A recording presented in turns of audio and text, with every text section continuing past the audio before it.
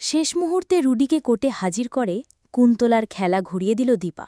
সকলের সামনে সোনাকে নির্দোষ প্রমাণ করল দীপা। হ্যাঁ বন্ধুরা, অনুরাগের ছোঁয়া আগামী পর্বতে আমরা ঠিক এমনটাই দেখতে চলেছি। অনেকদিন পরে নিজের মেয়েকে বুকে টেনে নিয়েছিল দীপা। সোনাও নিজের মাকে কাছে টেনে নিয়েছিল। এত অবহেলা, এত কষ্টের পরে দুজন এক হলেও সবটা আবার ঘুরিয়ে দিল কুন্তলা। সোনা যখনই রাগের মাথায় রুডিকে আঘাত করে, তখনই কুন্তলা নতুন খেলা সাজিয়ে ফেলে। কুন্তলা সোনার কান ভাঙায় দীপার বিরুদ্ধে, যে এই সবটা কিছুর পেছনে তোমার মায়ের হাত আছে, তোমার মা ইচ্ছা করেই এই সবটা করেছে।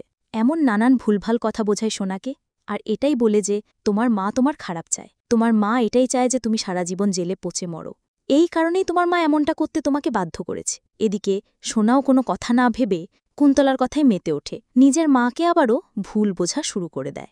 দীপা সোনাকে বোঝানোর চেষ্টা করলে, কোনো কথা বলতে চাইলে সোনা কোনো কথাই শোনে না। সকলের সামনে আবারও সমানে সোনা দীপাকেই দোষী হিসেবে প্রমাণ করে। এদিকে কুন্তলা তো এই সবটা দেখে মজা নেয়। কুন্তলা বলে, এবার খেলাটা খেলব আমি আমার মতো করে। একদিকে আমার ছেলেরও কোনো ক্ষতি হবে না, আর সোনাকেও সারা জীবন জেলে থাকতে হয় সেই ব্যবস্থাই আমি করব।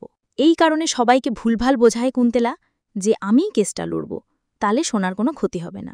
আর সেনগুপ্ত পরিবারের সকলেই কুন্তলার কথাই বিশ্বাস করে নেয়। এদিকে দীপা যখনই দেখে সবটা হাতের বাইরে চলে যাচ্ছে, তখনই দীপা ভেবে পায় না কি করবে।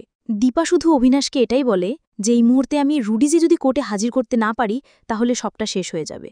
আর আমি যদি রুডিকে একটাবার কোর্টে হাজির করতে পারি, তাহলে সোনারও ভুল ভাঙবে, আর কুন্তলাকেও শাস্তি দিতে পারবো, এমনকি রুডিকেও শাস্তি দিতে পারবো। তখন আমি আমার পরিবারের সবার কাছে আবার ফিরতে পারবো, যে পরিবার আমার দিক থেকে মুখ ফিরিয়ে নিয়েছে। তো বন্ধুরা, এবার যদি সত্যিই দীপা সোনার ভুল ভাঙাতে আর কুন্তলাকে কঠিন শাস্তি দিতে, এমনকি রুডিকেও কঠিন শাস্তি দিতে কোর্টের সকলের সামনে রুডিকেই হাজির করে, তাহলে সেটা দেখতে তোমাদের ঠিক কেমন লাগবে কমেন্ট করে জানাও।